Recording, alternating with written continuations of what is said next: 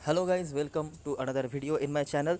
अभी हम जिस मैच के बारे में बात करने वाले हैं वो है कल होने जाने वाला क्वेद आज़म ट्रॉफी का मैच, जो कि होने जा रहा है खैबर पख्तूनख्वा और नॉर्दर्न के बीच में। तो अभी तक क्वेद आज़म ट्रॉफी के हर मैच में ही हमारा परफॉर्मेंस काफ़ी अच्छा रहा है। मैचेस में क्लोज जीएल कॉल्स लगातार हो रहे हैं। पिछले मैच में तो हमारे पास दी बेस्ट अपॉर्चुनिटी था, लेकिन कुछ छोटी मोटी गलतियां कर दी थी हमने, या फिर हमारा लक भी साथ में नहीं दिया था। तो ये भी एक चीज़ है जिसकी वजह से चीज़ें उतनी अच्छी नहीं गई थी जितना हमने सोचा था ग्रैंड लीग में। स्मॉल लीग की बातें ना ही करें तो बेहतर। उसका रिजल्ट तो आपने देख ही लिया होगा अगर आप टेलीग्राम चैनल पे है तो। अगर आप नहीं हैं तो ज्वाइन कर सकते हैं, उसका लिंक डिस्क्रिप्शन बॉक्स में होगा। तो एक चीज़ जो क्वेद आज़म ट्रॉफी के बारे में हमें पता चल रहा है, एक तो देखिए मैचेस वैरी कर रहे हैं ग्राउंड के ऊपर। इतना तो आपको अब तक समझ में आ ही गया होगा। क्या ग्राउंड की कंडीशन है उसके ही ऊपर मैचेस के रिजल्ट भी वैरी कर रहे हैं और हमारा टीम सिलेक्शन भी। तो एक यही एक चीज़ है, बाकी बहुत ज़्यादा रिकॉर्ड्स या स्टैट्स नहीं, रिकॉर्ड्स के बेसिस पर या ट्रेंड के बेसिस पर हम नहीं जा सकते हैं। तो ये है पॉइंट नंबर वन। और पॉइंट नंबर टू जो आपके लिए काफ़ी इंपॉर्टेंट है वो है ये कि क्योंकि यहाँ पे बहुत ज़्यादा ट्रेंड या रिकॉर्ड्स के बेसिस पर हम काम नहीं कर सकते। जैसे कि आप देख ही सकते हैं कि सीएसए के जो मैचेस चल रहे हैं वहाँ पर काफ़ी अच्छा हम ट्रेंड के हिसाब से जा रहे हैं।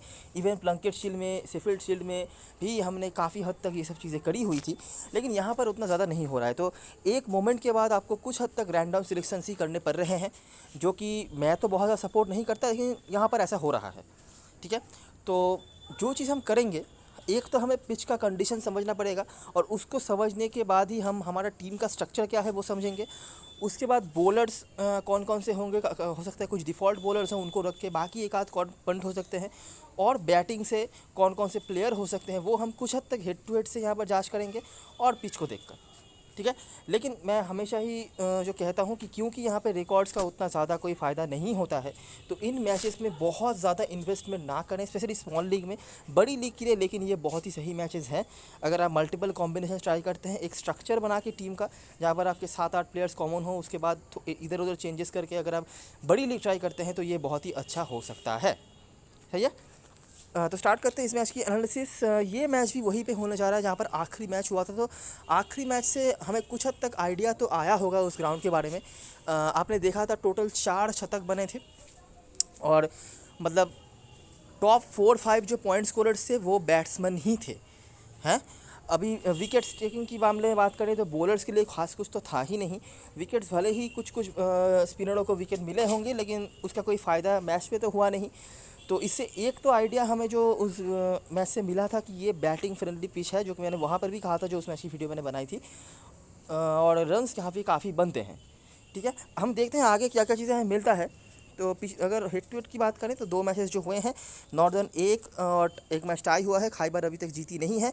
वेदर का कोई इशू नहीं है। डायरेक्टली आ जाते हैं। और जब ये दोनों टीमें आमने सामने हुई हैं, बहुत ज़्यादा रेलिवेंट तो नहीं है, ये आपको समझ में आ ही चुका होगा अभी तक, लेकिन जो है वो मैं आपके सामने रखने की कोशिश करता हूँ। तो आखिरी जो मैच हुआ था कराची में, इस ग्राउंड पर नहीं, कराची के किसी और मैदान पर हुआ था। वहाँ पर नॉर्दर्न ने जीत हासिल करा था। नॉर्दर्न ने यहाँ पर बनाया था 411, जहाँ पर ये कुछ प्लेयर्स थे जिनमें से फैज़ान रियाज़, सरमाद भट्टी, हम्माद आज़म, ये आपको अभी भी करंट नॉर्दर्न के स्क्वाड में मिल जाएंगे। साजिद खान के 4 विकेट्स। खैबर ने भी अच्छा यहाँ पर बैटिंग करा था। मेहरान इब्राहिम ने यहाँ पर रन बनाया था। रेहान अफरीदी के यहाँ पर रन्स थे, और वकास अहमद के 6 विकेट। नॉर्दर्न ने दूसरे इनिंग में थोड़ा उनको स्ट्रगल करना पड़ा, यहाँ पर डिक्लेयर दे दिया, जहाँ पर करंट स्क्वाड मेंबर्स में से साजिद खान का नाम को मिल जाएगा। खैबर पख्तूनख्वा चेज़ नहीं कर पाई, जहाँ पर इसरा उल्ला और जोहेब खान के रन आपको दिख जाएंगे। और विकेट जो हमेशा ही नॉर्दर्न के होकर निकालते हैं वही नौमान अली, इनका नाम तो आपको मतलब आपके जुबान में आ चुका होगा अभी तो यहाँ पर नॉर्दर्न जीत गई थी। अगला जो मैच हुआ, यहाँ पर खैबर की बैटिंग काफ़ी सही रही थी, जहाँ पर लीड किया था इंटरनेशनल जो प्लेयर्स होते हैं पाकिस्तान टीम के, उनके काफ़ी सारे प्लेयर्स यहाँ पे थे। फ़कर जमान थे, मोहम्मद रिजवान जो करंट उनके कीपर चल रहे हैं वो थे, अशफाक अहमद थे, इफ्तिकार अहमद थे, ये सारे थे। करंट स्क्वाड मेंबर्स में से सिर्फ आदिल अमीन अवेलेबल है जिन्होंने यहाँ पर रन बनाया था। शादाब खान खेल रहे थे, वो तो अवेलेबल नहीं है, छोड़ देते हैं। नॉर्दर्न की पहली इनिंग्स में उतनी खास कुछ बैटिंग हुई नहीं। जोहेब खान, जुनैद खान, इनके कुछ विकेट्स थे, लेकिन दूसरे इनिंग में उन्होंने भी काफ़ी अच्छी बैटिंग करी। यहाँ पर उमार अमीन के रन आपको दिख जाएंगे, और साथ में रोहेल नज़ीर और आसिफ अली, इनके रन्स यहाँ पर थे। तो यही कुछ चीज़ें हैं, बहुत ज़्यादा रिलेवेंट तो नहीं है, लेकिन जो चीज़ आप समझ सकते हैं कि नॉर्दर्न की बैटिंग ओवरऑल यहाँ पे काफ़ी अच्छी रही है। कम से कम एक इनिंग्स में तो उनके तरफ से विशाल स्कोर आपको देखने को मिल ही रहा है। यहाँ पर भी एक इनिंग्स में डिक्लेयर दिया था, यहाँ पर भी 433 6 विकेट के नुकसान पर। खैबर पख्तूनख्वा का जो एक मैच बहुत अच्छा रहा था वो जब इंटरनेशनल प्लेयर्स अवेलेबल थे। बाकी डोमेस्टिक प्लेयर्स के साथ खैबर की बैटिंग कुछ खास नहीं रही थी। 306 यहाँ पर और 205 यहाँ पर, तो यही है, इससे ज़्यादा मैं कुछ बता नहीं सकता। कुछ नाम आपको यहाँ पर मिल रहे हैं जिनको आप कंसिडर कर सकते हैं थोड़ा बहुत हेड टू हेड परफॉर्मर के तौर पे। अभी ग्राउंड के बारे में बात करते हैं, तो जाहिर सी बात है ग्राउंड के बारे में वही चीज़ें हैं जो मैंने आपको बताया था पिछले वीडियो में कि रन्स यहाँ पे काफ़ी बनते हैं। पेसरों को थोड़ा ज़्यादा हेल्प यहाँ पर है, मतलब ओवरऑल बॉलर्स के लिए कुछ यहाँ पे नहीं है। ये तो मैं फिर भी डोमेस्टिक की बातें कर रहा हूँ। इंटरनेशनल क्रिकेट में तो यहाँ पर पाकिस्तान की क्रिकेट हिस्ट्री में सबसे ज़्यादा रन जो बने हैं मेरे ख्याल से वही सबसे ज़्यादा रन है, या फिर अगर वो सबसे ज़्यादा नहीं भी है तो भी टॉप 2-3 में तो आ ही जाता है। 750 के ऊपर कुछ रन था पाकिस्तान के इतिहास में, क्रिकेट इतिहास में टेस्ट में सबसे ज़्यादा रन वो इसी ग्राउंड पर बना हुआ था। और मल्टीपल सेंचुरीज़, डबल सेंचुरीज़ ये यहाँ पे होता ही रहता है, ठीक है। तो गलती से भी ये मत सोच लेना कि यहाँ पे बॉलरों को हमें कैप्टन वाइस कैप्टन बनाना भी चाहिए, क्योंकि ऐसा कोई चांस यहाँ पर आपको मिलेगा नहीं। मैं आगे भी आपको क्लियरली समझा देता हूँ। तो मैं 2 मैचेस आपको दिखाऊंगा जिस मैचेस में या तो नॉर्दर्न या तो खैबर पख्तूनख्वा इन्वॉल्व रही है। सर्टेनली खैबर पख्तूनख्वा ने अभी तक इस ग्राउंड पे कोई मैच नहीं खेला है एज ए टीम। उनके प्लेयर्स ने कुछ खेले होंगे लेकिन एज ए टीम उन्होंने कोई मैच नहीं खेला है। नॉर्दर्न ने हालांकि 2 मैच यहाँ पे खेला है, वो 2 मैच मैं आपको दिखाता हूँ और यहाँ पर भी आपको आइडिया मिल ही जाएगा कि कैसा होता है इस ग्राउंड पर। तो ये था पिछले सीजन का फाइनल। नॉर्दर्न ने बना था 254 रन, फैज़ान रियाज का शतक, रोहेल नज़ीर का यहाँ पर आपको रन दिख जाएगा। पेसर का ही डोमिनेशन था। सेंट्रल पंजाब की टीम थी और उस टीम में बहुत ही बड़े बड़े पाकिस्तान के इंटरनेशनल प्लेयर्स अवेलेबल थे, इंक्लूडिंग बाबर अजम, अहमद शहजाद, आसिफ अली या फिर उनका जो कैप्टन है नाम अभी याद नहीं आ रहा है मेरे को। तो ये कुछ प्लेयर्स थे जिन्होंने यहाँ पर 675 रन बनाए थे, ठीक है, जो विशाल स्कोर होता है। नौमान अली के विकेट यहाँ पर थे 2, फैज़ान रियाज के भी 2 थे, लेकिन उसका कोई फ़ायदा ऑफकोर्स हुआ नहीं क्योंकि सामने वाली टीम ने लगभग 700 रन बना दिए थे। और नॉर्दर्न दूसरी इनिंग में भी कुछ हद तक अच्छी बल्लेबाजी इनकी भी हुई लेकिन कोई फ़ायदा हुआ नहीं। रोहेल नज़ीर के आपको यहाँ पर भी रन दिख रहे होंगे, ऊपर भी आपने रोहेल नज़ीर का नाम दिखा होगा, साथ में अली सरफराज, हम्माद आज़म, ये कुछ परफॉर्मर्स थे। स्पिनर्स ने यहाँ पर विकेट निकाले, हेल्प मिला इसलिए नहीं, लगभग 50 ओवर बॉलिंग कराई थी तो विकेट मिल नहीं थे, 8 विकेट यहाँ पर उनको मिले। तो समझ सकते हैं आप कि लगभग 1213 के ऊपर रन यहाँ पर बने थे 4 दिन में, तो कितना रन्स बनता है, ठीक है। और विकेट टेकिंग के मामले में भी आपको थोड़ा बहुत पेसर्स के साथ साथ स्पिनर्स के भी विकेट दिख जाएंगे, जो कि ज़्यादा मैटर करेगा नहीं। स्पिनर्स को विकेट इसलिए मिलते हैं क्योंकि वो समझ लीजिए अगर 100 ओवर बॉलिंग करा रही है कोई टीम तो लगभग 45 से 50 ओवर तो कोई स्पिनर बॉलिंग करवा ही देते हैं, तो इसीलिए उनको विकेट मिलने के चांसेस ज़्यादा होते हैं। बाकी हेल्प किसी भी बॉलर के लिए यहाँ पर नहीं है। तो सेंट्रल पंजाब ने ये मैच जीता था और फाइनल पिछले सीजन में वो जीते थे, जिसकी वजह से वो चैंपियन भी हैं इस सीज़न के। और दूसरा जो मैच नॉर्दर्न ने यहाँ पर खेला था, यहाँ पर भी उनकी बैटिंग अच्छी रही थी, 408। फैज़ान रियाज फिर से यहाँ पर आपको बड़ा टोटल खड़ा करते हुए दिख जाएंगे, यहाँ पर भी इनका रन था, ठीक है, और यहाँ पर भी है। साथ में ये कुछ प्लेयर हैं हम्माद आज़म के साथ, पेसर्स के ज़्यादा विकेट। सिंध के साथ मैच था, 326 उन्होंने भी बनाए। नौमान अली के 5 विकेट, ठीक है। और दूसरे इनिंग में नॉर्दर्न ने 262 बनाए। फिर से आपको फैज़ान रियाज के साथ हम्माद आज़म, नौमान अली की बैटिंग से परफॉर्मेंस दिख जाएंगे, पेसर्स के विकेट। और चौथे दिन में आते आते 199 पर निपट गए। नौमान अली का यहाँ पर भी 4 विकेट था, लेकिन नोटिस करने वाली चीज़ देखिए, दोनों इनिंग्स मिलाकर नौमान अली ने विकेट निकाले हैं, 9 विकेट, ठीक है। तो 9 विकेट का मतलब लगभग 120-30 के आसपास या उससे भी ज़्यादा पॉइंट, साथ में 20-30 रन भी बनाए थे। रन की बात छोड़ देते हैं, सिर्फ बॉलिंग से 130 के आसपास उन्होंने पॉइंट कलेक्ट करे थे। लेकिन नोटिस करो, हम्माद आज़म जिन्होंने रन बनाए थे यहाँ पर 59, यहाँ पर 39, तो यहाँ से 98 रन्स और 2 विकेट, मतलब क्या हुआ, लगभग बराबरी। और उनसे भी ज़्यादा पॉइंट तो यहाँ पर एक और बैट्समैन ने कलेक्ट करके ही दिया था जिनका नाम था फैज़ान रियाज, 211, और उनके आसपास कोई नहीं था। तो यही मैं आपको कहने की कोशिश कर रहा हूँ। देखिए 650-700 रन शायद नहीं बने, लेकिन रन्स यहाँ पे काफ़ी बनते हैं, ठीक है। बैटिंग के लिए काफ़ी अच्छा ग्राउंड है, स्पेशली पहले 1-2 दिन में तो रन्स यहाँ पे भतेरा बनते हैं। इवन आखिरी मैच पर आपने देखा होगा शर्जील खान ने तीसरे दिन में भी बहुत रन्स बनाया हुआ था, तो रन्स यहाँ पे काफ़ी बनते हैं। और कोई भी बैट्समैन जो कि इस सर्किट में काफ़ी मतलब खुद को साबित कर चुका है, बड़े बड़े इनिंग्स खेलने की एबिलिटी रखता है, उनके लिए ये ग्राउंड बहुत ही अच्छा पैराडाइज बन सकता है। ये हमने आखिरी मैच में भी देखा है। बॉलरों के लिए खास कुछ यहाँ पे नहीं है, ये तो क्लियरली बात है, ठीक है। विकेट्स ऐसा नहीं है कि विकेट नहीं मिल रहा, अभी नौमान अली का स्टैंडर्ड आपको ऑलरेडी पता चल ही गया होगा। इस तरह के टफ कंडीशन में उन्होंने 9 विकेट निकाले हैं, ठीक है। तो एज ए फैंटेसी प्लेयर वो तो आपके लिए किसी भी टीम में अगर सारे के सारे आप मिस भी कर जाओ तो भी नौमान अली को आप मिस नहीं कर सकते। लेकिन मेरे कहने का मतलब ये है कि नौमान अली से भी ज़्यादा पॉइंट इस मैच में कोई आपको कलेक्ट करके देगा। अभी सवाल यह है कि कौन, ठीक है। हमने हेड टू हेड से कुछ नाम देखे हैं, उनमें से हो सकते हैं कुछ ट्रेंड के हिसाब से देखे हैं, कुछ फॉर्म के बेसिस पर मैं आगे आपको बताऊंगा, उनमें से भी हो सकते हैं। लेकिन जो भी हो, कोई ना कोई बैट्समैन होगा, ये आप लिख के ले सकते हैं। अभी अगर आप स्मॉल लीग खेल रहे हैं, ठीक है, आपको Nauman Ali as a safest captain खास करना दिख रहा होगा। लेकिन याद रखना, जितना आप कम रिस्क लेंगे ना, उतना ज़्यादा रिस्क हो जाएगा इस तरह के मैचेस में। क्योंकि हो सकता है कि आपके कोई ना कोई ओपोनेंट ऐसे आ जाए जो किसी बैट्समैन को कैप्टन भास्कर बना के लाए, और अगर वो बैट्समैन रन बना के गया जो कि आप मतलब चांस को अंडर एस्टिमेट नहीं कर सकते, तो आप कहीं के नहीं रहेंगे, ठीक है। मैं ऐसा बिल्कुल भी नहीं कह रहा कि नौमान अली पॉइंट कलेक्ट करके नहीं देंगे। नौमान अली आराम से 120 के 130 के ऊपर रन आपको सारे पॉइंट कलेक्ट करके देंगे। लेकिन इस मैच में जो हाईएस्ट पॉइंट स्कोरर होगा वो कोई ऐसा परफॉर्मर होगा, भले ही वो बैट्समैन अगर नहीं भी हो, ऐसा कोई परफॉर्मर होगा जो दोनों इनिंग्स मिलाकर कम से कम 100 रन तो बना के आ रहा है, ठीक है। प्लेइंग 11 की बात करें, देखिए अभी और कुछ ज़्यादा बताने के लिए नहीं है, यही कुछ चीज़ें हैं जो आपको कंसिडरेशन में रखनी है। प्लेइंग 11 की बात करें तो पिछले आपको पता ही होगा, पिछले मैच डे से काफ़ी सारे चेंजेस हुए हैं दोनों सारी टीमों के स्क्वाड में। तो खैबर पख्तूनख्वा के टीम में भी कुछ चेंजेस हुए हैं, और पिछले मैच में जो टीम उन्होंने उतारी थी वहाँ पर मुसादिक अहमद के साथ इसराउल्लाह ने ओपनिंग करा था, साथ में मेहरान इब्राहिम, आदिल अमीन, जोहेब खान, कामरान गुलाम, रेहान अफरीदी, साजिद खान, खालिद उस्मान, इमरान खान और उसके बाद अरशद इकबाल। अभी यहाँ से अगर आप सिलेक्शन परसेंटेज देख के जाएंगे तो फ़िलहाल के लिए जिन प्लेयर्स का सिलेक्शन परसेंटेज हाई है वो है कामरान गुलाम, रेहान अफरीदी को कोई कुछ लोग ले रहे हैं, खालिद उस्मान और साजिद खान, ठीक है। और कुछ हद तक हो सकता है इमरान खान को भी कुछ लोग लेके आए, तो इन पाँचों का सिलेक्शन परसेंटेज हाई है। अभी देखिए पिच से और कंडीशन से जो हमें समझ में आ रहा है वो है ये कि हमें ऐसे प्लेयर्स को रखना है बैटिंग से जो कि लंबी पारी खेलने की एबिलिटी रखते हैं। इवन जो लंबी पारी कभी खेले भी नहीं थे, मतलब पिछले 2-3 साल में नहीं था, उन्होंने भी वो करके दिखाया था, जो हमें आखिरी मैच से समझ में आ रहा है। अगर आप मेरे पॉइंट की बात करेंगे ना खैबर पख्तूनख्वा की तरफ से, तो जोहेब खान और आदिल अमीन, स्पेशली जोहेब खान के बारे में बताना चाहूँगा। बिल्कुल प्रॉपर एक लॉन्गर फॉर्मेट क्रिकेटर हैं। पिछले सीज़न में भी उन्होंने काफ़ी अच्छी बल्लेबाजी करी हुई थी, अगर आप नोटिस करी होगी यहाँ पे तो आप देख सकेंगे 88 का औसत था इनका। और आदिल अमीन जो है ये कंसिस्टेंट स्कोरर के तौर पे आपको दिख जाएंगे, लेकिन इतने बड़े वाले मतलब स्कोरर नहीं है, लेकिन हाँ कंसिस्टेंट स्कोर कर सकते हैं। और बॉलिंग दोनों ही करवाते हैं, स्पिन बॉलिंग, ठीक है, एक राइट आर्म ऑर्थोडॉक्स, एक लेफ्ट आर्म ऑर्थोडॉक्स। बॉलिंग से शायद उतना हेल्प नहीं मिले किसी को, लेकिन बैटिंग से अगर आप बताएंगे तो मैं कहूँगा जोहेब खान काफ़ी बेटर रहे हैं। इसराउल्लाह भी एक कंसिस्टेंट स्कोरर के तौर पे सामने आए हैं, और कुछ मैच में 50-60 रन की इनिंग्स उन्होंने खेली हुई है। रेहान अफरीदी का भी आपने नाम देखा है हेड टू हेड में। कामरान गुलाम और खालिद उस्मान, इनका सिलेक्शन परसेंटेज हाई है। इनमें से खालिद उस्मान टीम की कैप्टनसी भी करेंगे।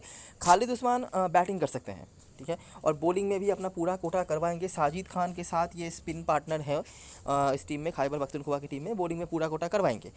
बैटिंग भी बीच बीच में उन्होंने अच्छी खासी करी हुई है, तो ये एक चीज़ है। कामरान गुलाम के बारे में मैं इतना बता सकता हूँ, ये बैटिंग से ही आपको मेजॉरिटी ऑफ द पॉइंट्स देंगे। ये भी एक कंसिस्टेंट स्कोरर के तौर पे आए हैं, लेकिन बड़ा इनिंग्स अभी तक तो मैंने इसे देखा नहीं है। पंट की बात करें खैबर पख्तूनख्वा की तरफ से, जो शायद ही कोई भी आपका ओपोनेंट लेके आए, वो है मेहरान इब्राहिम। देखिए मैं स्मॉल लीग में बिल्कुल सजेस्ट नहीं करूंगा, क्योंकि पिछले मैच में जो मुख्तार अहमद फेल्ड हुए थे, मुझे बहुत ज़्यादा भरोसा है कि अगले 2-3 मैच डेज में ही आपको उनके तरफ से किसी ना किसी मैच पे कोई ना कोई अच्छा इनिंग्स देखने को ज़रूर मिलेगा। हो सकता है वो मैच ड्रीम 11 लिस्ट करे या नहीं करे, लेकिन उनके तरफ से ज़रूर आपको कोई बड़ा इनिंग्स देखने को मिलेगा। ये हमारा बैड लक है कि वो उस मैच में नहीं चले थे जहाँ पर हमने उन पर सबसे ज़्यादा भरोसा किया था। लेकिन जो भी हो, तो मेहरान इब्राहिम ठीक ठाक रहे हैं, मतलब बड़ा इनिंग्स खेलने की एबिलिटी रखते हैं, हाईली इनकन्सिस्टेंट है। तो स्मॉल लीग में मैं सजेस्ट नहीं कर रहा हूँ। अगर आप बड़ी लीग खेल रहे हो और किसी पंट वाले बैट्समैन को, क्योंकि आपको बैट्समैन को ही ट्राई करना है, तो पंट वाले बैट्समैन को अगर आप ट्राई करना चाहते हो तो Mehran Ibrahim is the choice हो सकते हैं आपके लिए। बाकी बेंच में जो है इसमें मुझे कुछ खास दिलचस्पी नहीं है। मोहम्मद वसीम कुछ हद तक विकेट टेकिंग एबिलिटी दिखा के आए हैं, लेकिन मुझे नहीं लगता कि इनको कोई मौका मिलने वाला है। इमरान खान जो है, इमरान खान सीनियर के नाम से शायद आपको इनको दिख जाएंगे। विकेट टेकर बॉलर हैं, और स्पेशली पहले 1-2 दिन में तो इनको काफ़ी हेल्प मिल सकता है कंडीशन से, और बैटिंग थोड़ी बहुत करवा लेते हैं। बस इतना ही मैं कह सकता हूँ इनके बारे में। नॉर्दर्न की तरफ से बात करें तो नासिर नवाज उमार मसूद ओपनिंग करे थे पिछले मैच पर, साथ में उमार अमीन, फैज़ान रियाज, आसिफ अली, सरमाद भट्टी, हम्माद आज़म, मोहम्मद नवाज, नौमान अली तक इनके पास प्रॉपर बैटिंग है। नौमान अली भी अच्छी खासी बैटिंग कर लेते हैं, वकास अहमद भी बैटिंग कर सकते हैं और आमिर जमाल। अभी इनमें से बात करें तो अगर आप सिलेक्शन परसेंटेज देख रहे हैं, उमार अमीन, सरमाद भट्टी, हम्माद आज़म, मेरे पास कोई रीज़न नहीं है इनको ड्रॉप करने का। बहुत ही बढ़िया फॉर्म पे चल रहे हैं। हो सकता है किसी मैच में एक आध इनिंग्स में ड्रॉप हो, अच्छा नहीं भी करें, फ्लॉप हो जाए, लेकिन बहुत ही अच्छे फॉर्म पे चल रहे हैं। और हम्माद आज़म तो फॉर्म ऑफ इस लाइफ में चल रहे हैं, कोई ज़रूरत नहीं है स्मॉल लीग में इनको छोड़ने का, तो बात ही नहीं पैदा होता। इवन कैप्टन वाइस कैप्टनसी के बारे में भी अगर आप नहीं सोच रहे हो तो वो भी मैं ज़्यादा सजेस्ट नहीं करूँगा। सरमाद भट्टी ने भी पिछले मैच पे जो ड्रीम 11 ने लिस्ट करा था वहाँ पर रन बनाया था, उसके बाद भी रन बनाया है उन्होंने, और थोड़ी बहुत बॉलिंग भी करवा लेते हैं। उमार अमीन भी अच्छे फॉर्म पे चल रहे हैं, तो ये तीनों तो आपके टीम में कोर में रहने चाहिए, ठीक है। अभी बात करेंगे फैज़ान रियाज। भाई साहब क्या नहीं है इनके पास रिकॉर्ड्स के मामले में, सारे रिकॉर्ड्स इनके सामने हैं। अभी मैं आपको बताता हूँ, 2 मैचेस ड्रीम 11 ने लिस्ट करे थे जहाँ पे नॉर्दर्न की टीम इन्वॉल्व थी, और दोनों ही मैचेस में पहले बॉल पर वो आउट हो चुके थे, ठीक है। अगर कोई बंदा आपके सामने पहले बॉल पर आउट हो रहा है तो उसके फॉर्म को लेकर आप ज़्यादा बातें कर नहीं सकते, क्योंकि आपको दिखा ही नहीं है वो खेला कहाँ पे है। और बाकी जो 2 इनिंग्स रहे थे वहाँ पर वो नॉट आउट थे, और वहाँ पर भी ज़्यादा बॉल उनको मिला नहीं था, ठीक है। तो यही एक चीज़ है जो आपको फैज़ान रियाज के बारे में समझना पड़ेगा। वो आउट हुए हैं लेकिन पहले बॉल पे आउट हुए हैं, ऐसा नहीं 10-20 बॉल खेलने के बाद स्ट्रगल कर रहे हों, टच नहीं आ रहा है, शॉट्स नहीं लग रहे हैं, ऐसी कोई बात नहीं है। वो पहले बॉल पर ही आउट हुए थे, कुछ होने से पहले ही, ठीक है। पलक झपक के ही उनका विकेट जो है गिर गया था। और ये लगातार 2 मैच जो ड्रीम 11 ने लिस्ट किया था वहाँ पर हुआ था। तीसरा जो मैच था, मतलब आखिरी जो मैच था, वहाँ पर उन्होंने अच्छी बल्लेबाजी करी हुई थी, 78 और कुछ रन बनाए थे, और दोनों ही इनिंग्स में उन्होंने रन बनाया हुआ था। तो फॉर्म पे तो है, क्योंकि आखिरी मैच पे वो रन बना के आ रहे हैं, और बॉलिंग भी करवा रहे हैं ज़रूरत पड़ने पर। और हो सकता है यहाँ पर उनकी बॉलिंग आ भी जाए, क्योंकि ऑलरेडी आप समझ ही सकते हैं कि नॉर्दर्न की जो टीम है वो स्पिन डिपेंडेंट टीम है, और स्पिन तो यहाँ पर चलने वाला है नहीं। तो क्या पता इनकी बॉलिंग भी प्रॉपर्ली आ जाए, क्योंकि मुझे तो नौमान अली के बाहर और कोई प्रॉपर स्पिनर दिख नहीं रहा है, और पेसर से तो आप ज़्यादा ओवर की गेंदबाजी करवा नहीं सकते। तो फैज़ान रियाज बॉलिंग भी करवा सकते हैं। देखिए, मैं आपको मैनिपुलेट नहीं करना चाहता, फॉर्म पे मुझे नहीं लगता ये आउट ऑफ फॉर्म है। रिकॉर्ड्स तो आपने देख ही लिया है, मुझे बताने की ज़रूरत नहीं, बॉलिंग ये कर सकते हैं। तो ये 3 चीज़ इनके सपोर्ट में बात कर रहा है। इनके अगेंस्ट में ये बात कर रहा है कि जब भी हम इनको टीम में लेते हैं ये पहले बॉल पे आउट हो जाते हैं।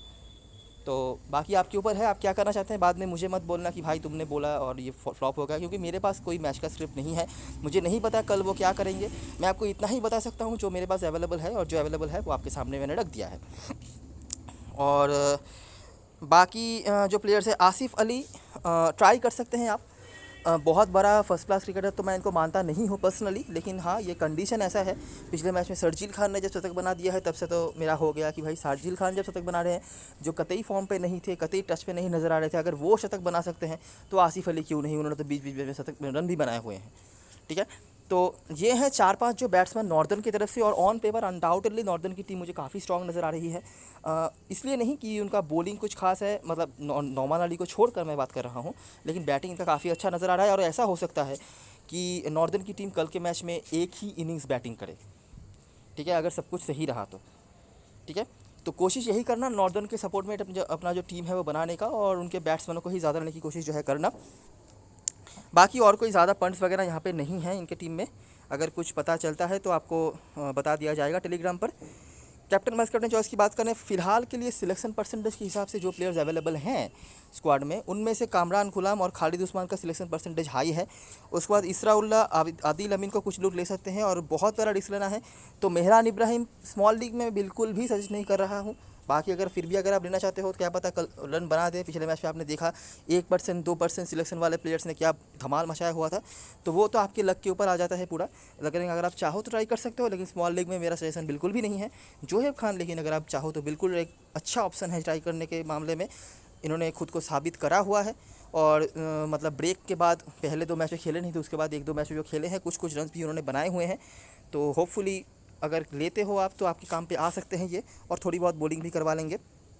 यहाँ पर तो हम्माद आज़म और नौमान अली, सारी दुनिया इनको कैप्टन बनाने वाली है। स्मॉल लीग में कैप्टन खासकर इनके ही बीच घूमने वाले हैं, कुछ हो सकता है इधर उधर जाएं। उसके बाद Sarmad Bhatti, Umar Amin, Asif Ali selection percentage high है, हो सकता है लोग इनको टीम में लें, लेकिन कैप्टन वाइस कैप्टनसी के मामले में हो सकता है लोग थोड़ा पीछे चले जाएँ। फैज़ान रियाज भी एक बहुत बड़े रिस्की पिक है, इनका सिलेक्शन परसेंटेज दिन बाय दिन कम होता जा रहा है। एक तो बहुत ज़्यादा क्रेडिट लेते हैं, और दूसरी बात मतलब ड्रीम 11 पे जो लोग देख रहे हैं उनको दिखा होगा कि ये पहले गेंद पर आउट हुए हैं, तो कोई मतलब नहीं बनता इनको लेने खेलने का, ऐसा लोग सोच रहे हैं। लेकिन ऑफ कोर्स अगर आप चाहो तो ट्राई इनको कर सकते हो। और Rehan Afridi wicket keeper section में इनसे बेटर ऑप्शन कल के मैच में आपको नहीं मिलेगा। सारे रिकॉर्ड्स इनके सपोर्ट में हैं और ये काफ़ी तेज़ बल्लेबाजी कर सकते हैं, मतलब रन भी बना सकते हैं और तेज़ भी बना सकते हैं। तो अगर समझ लीजिए 10 ओवर का ही बैटिंग बचा हो, टीम को डिक्लेयर देना हो, तो उस 10 ओवर में ये 50-60 रन बनाने की एबिलिटी रखते हैं। तो ठीक ठाक बैटिंग है, बाकी कीपिंग से तो पॉइंट ये आपको दे ही देंगे। तो अभी एक बार देख लेते हैं ड्रीम 11 की टीम।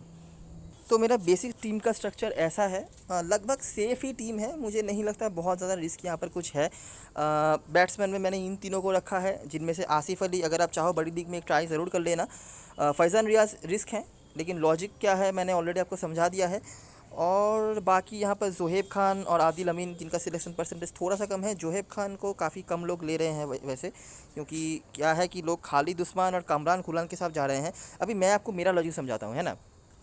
खालिद उस्मान, कमरान खुलाम ये आपको कंसिस्टेंटली शायद पॉइंट स्कोर करके देंगे, लेकिन क्योंकि हमें ऐसे प्लेयर्स की तलाश है जो बैटिंग से बड़ा कर सकता है, क्योंकि ये जो चारों ही ऑलराउंडर्स हैं ना, खालिद उस्मान, कमरान खुलाम, जोहेब खान और आदिल अमीन, ये सारे के सारे इंक्लूडिंग मोहम्मद नवाज़ भी, जिनको भी काफ़ी लोग ले सकते हैं, ये सारे के सारे हैं स्पिन ऑलराउंडर।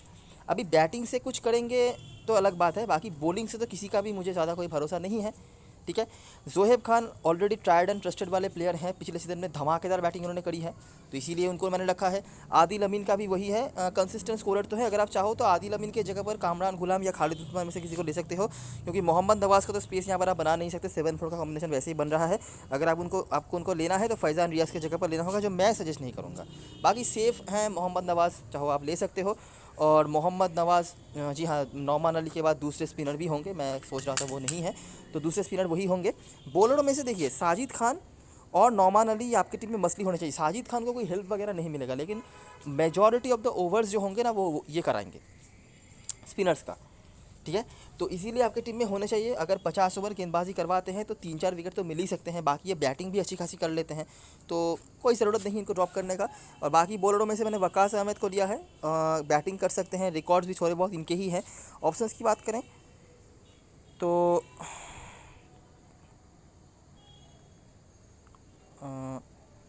मुझे कुछ खास यहाँ पे दिख नहीं रहे हैं वैसे तो। सदाफ़ हुसैन अगर खेलते हैं नॉर्दर्न की तरफ से एक अच्छा ऑप्शन हो सकते हैं, अगर आप चाहो तो ट्राई कर सकते हो। इमरान खान जूनियर जो हैं, ये सीनियर या इमरान खान जूनियर जो भी नाम है, जो आखिरी मैच में खेले भी थे, ये भी एक पेसर है और थोड़ी बहुत बैटिंग भी करवा लेते हैं। ऑलराउंडर सेक्शन में मोहम्मद नवाज़ का ऑप्शन है, खालिद उस्मान, कमरान गुलाम और नासिर नवाज़, जो पिछले मैच में खेले थे, ओपनिंग भी करे थे।